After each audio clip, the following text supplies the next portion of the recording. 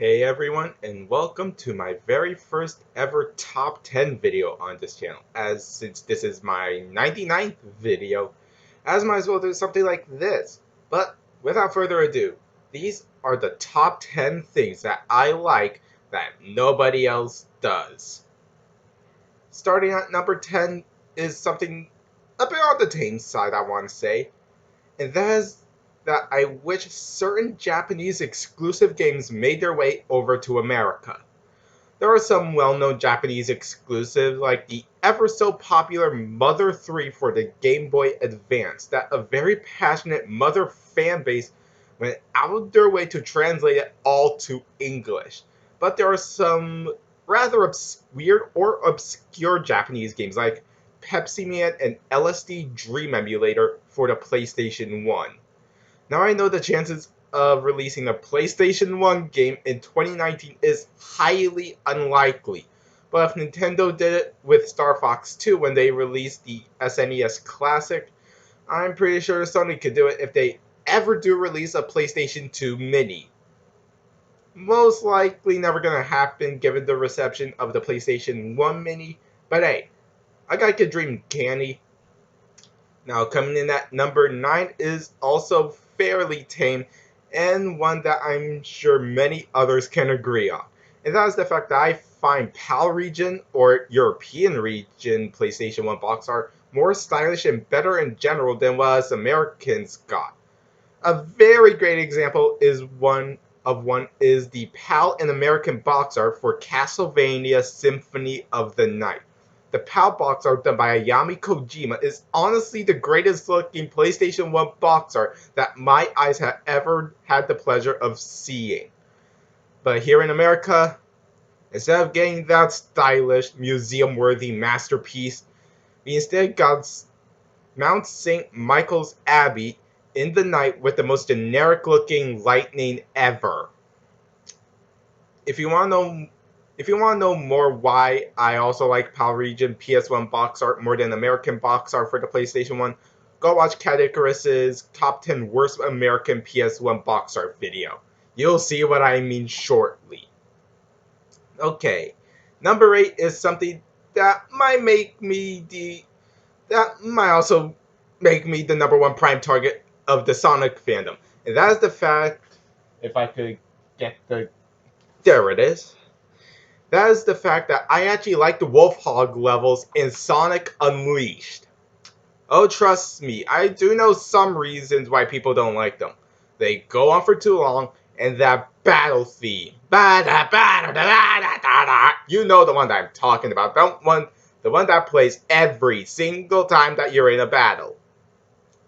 But if you've been playing hack and slash beat 'em ups for as long as I have, the Wolf Hog levels are over in what felt like minutes rather than hours. Minus Eggman Land. If you constantly level up the Wolf Hog's combat, you do unlock new moves, much like how spending red orbs in the Devil May Cry franchise grant Dante new moves to perform. So yeah, I actually enjoy the Wolf Hog levels more than the daytime levels. Number 7 is a bit of a guilty pleasure of mine, and that is that I enjoy watching content by smaller creators.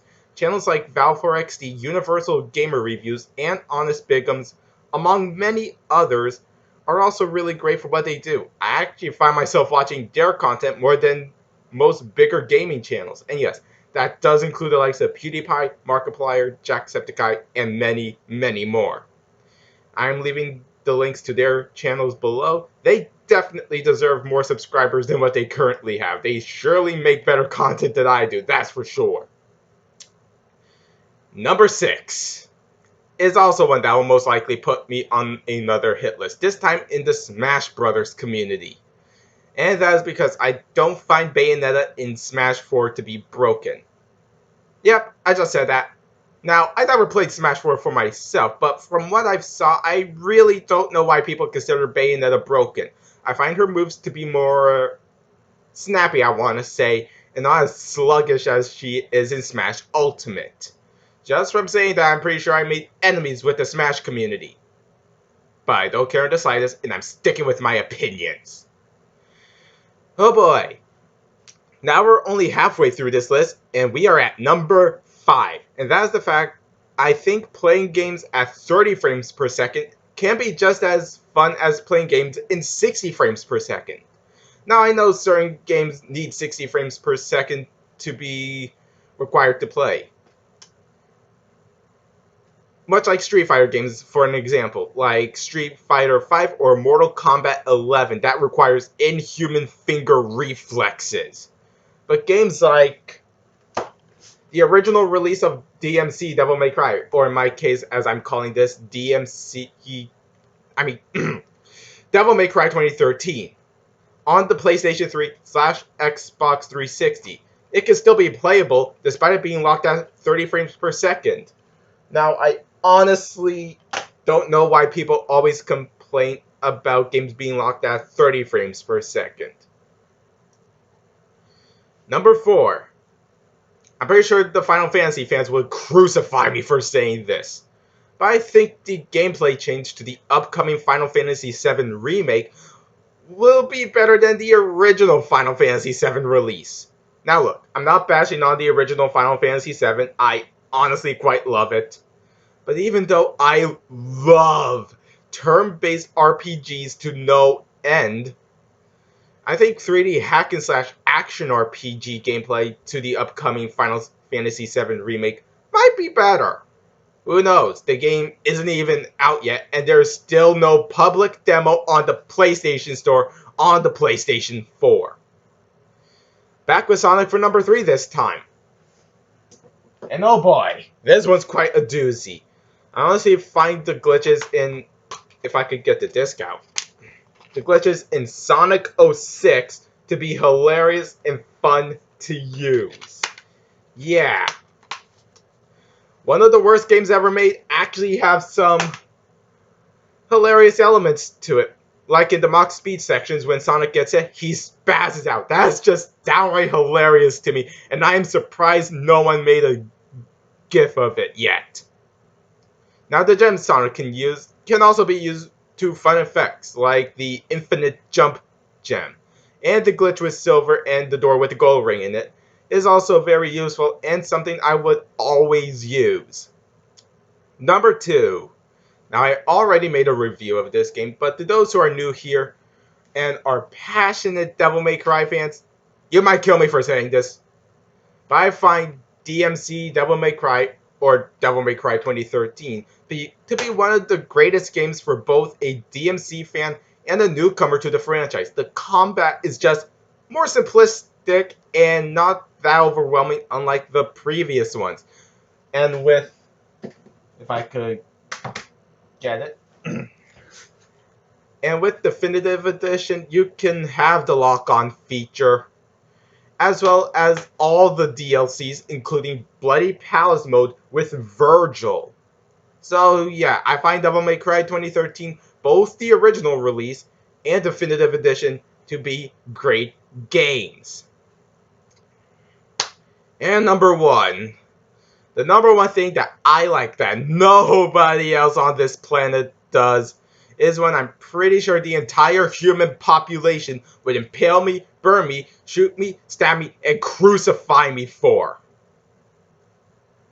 Now, this is also a combination of 2 things since they are both tied for number 1. Now, I'm starting with the first one. The first thing I like is the original Sonic movie design. Now, say what you will about it, but I honestly quite like it. I honestly quite like how people can make Sonic, even though people say it's the stuff of nightmares. I still have it, and it's my new wallpaper on my iPod Touch.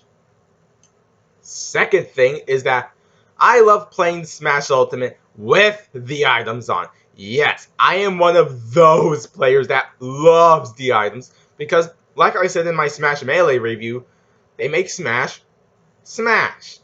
I just feel like when the items are turned off, it just turns into another 2D fighter like Street Fighter or Mortal Kombat, or in the case with the release of Terry Bogard, Fatal Fury.